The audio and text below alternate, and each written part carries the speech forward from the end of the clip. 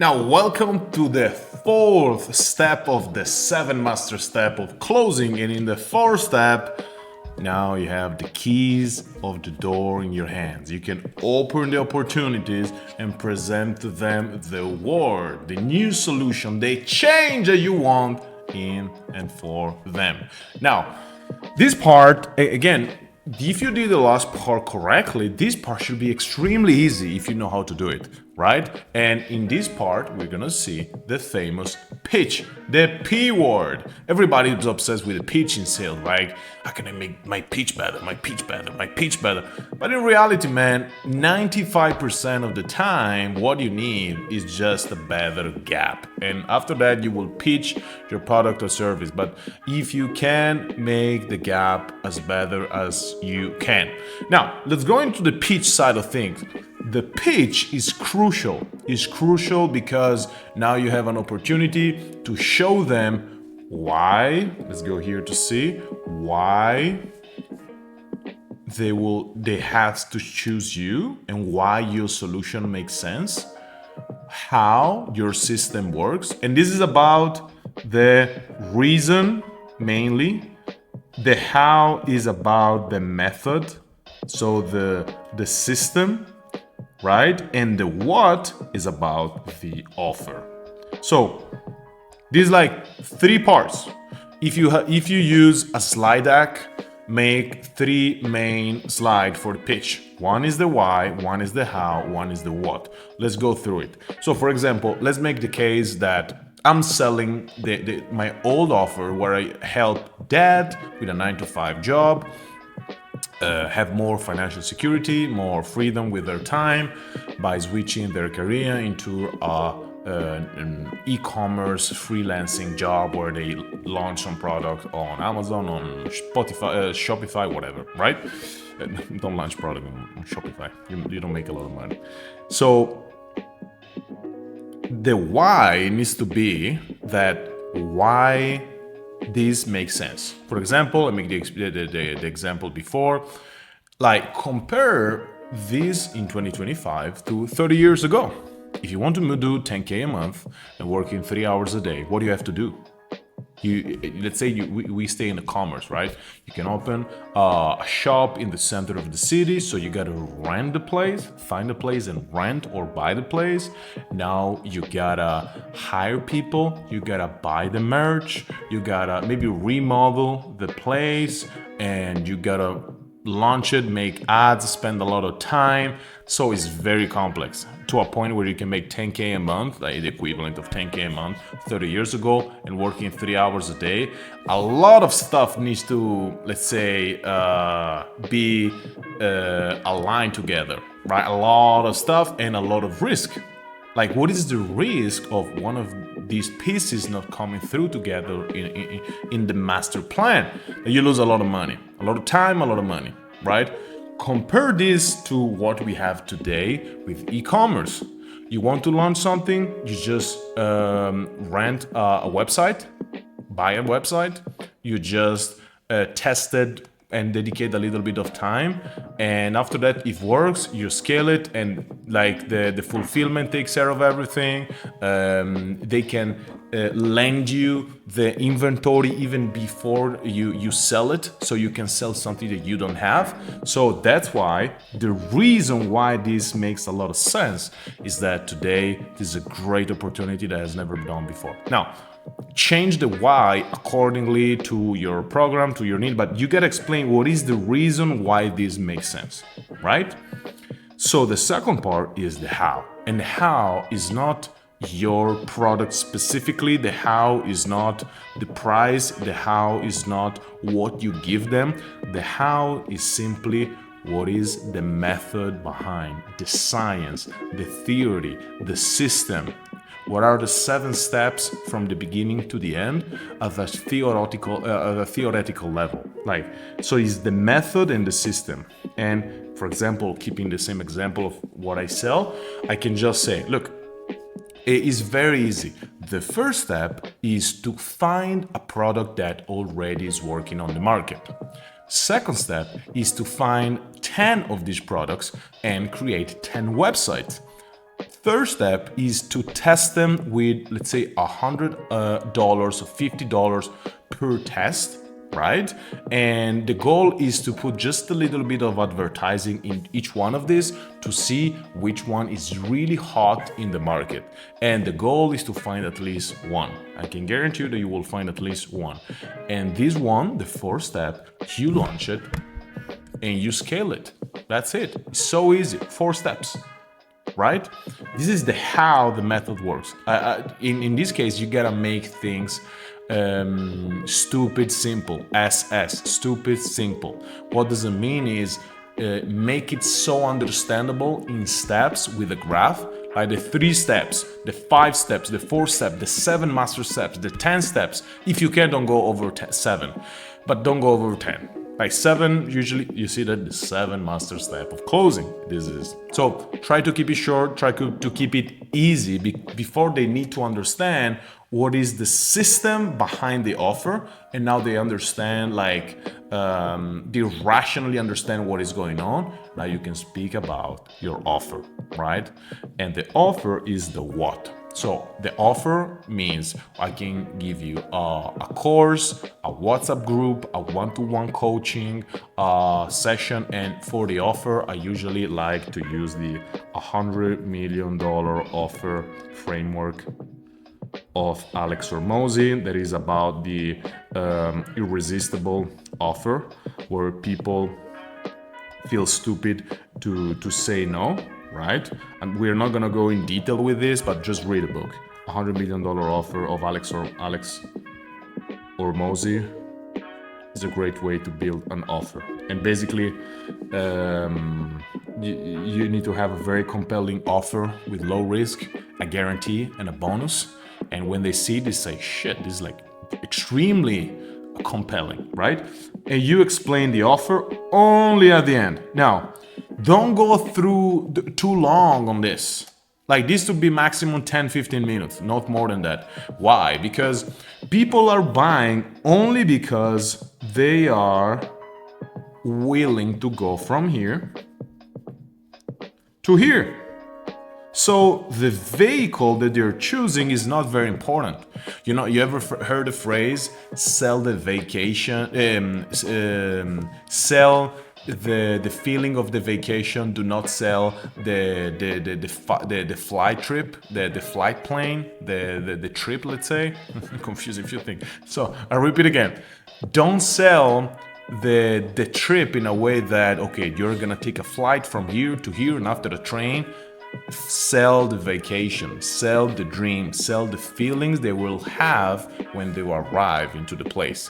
And how you're gonna get there is irrelevant. Like, well, is relevant, but if this is like, if you're, let's say, your daughter, your kid, your mom, your dad, your uncle, your brother, your sister, whoever, your best friend, whoever you want, is in jail and is calling you and say, hey, you gotta pick me up here in this jail in Kuala Lumpur, right? And you gotta pay $1,000 to get me out of jail, right? And the only way to get there is, I don't know, is like a 30 hours, like dirty train in the middle of all Asia and Europe. Would you take it? I bet so. I mean, if you are my friend, I hope so, right? Because the important thing is that I'm gonna free my friend from the jail. I'm gonna remove the pain and put pleasure. That's why I'm doing this. So keep it simple, keep it easy. The pitch, always connect the pitch to this. Let me show you this. Always associate the pitch to how you're gonna reduce the risk, and how you're gonna make this pleasure so high that it's gonna be amazing. So always leverage during the pitch their pain point and their dream scenario. Always, always, always, because it needs to be relevant for them. Do not invent stuff that does not make sense. Don't make stuff up that is not real, but use it to your advantage. Okay, so again, this is relatively easy part if you did your job right. And now the last part is ask questions. So the last question that you gotta ask them is that, what do you think? And if you did your job right, if you connected the ideal scenario and the offer and the why to what they really want, right? They will say, wow. They will say, oh shoot, this is amazing. Like, this looks very good. Wow. I mean, if this is real, wow, that's amazing. If you have this reaction, you did your job correctly, right?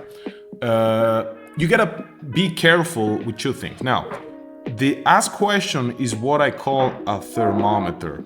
The thermometer is a moment with an H. Is a moment in the call where you understand how hot or cold is lead.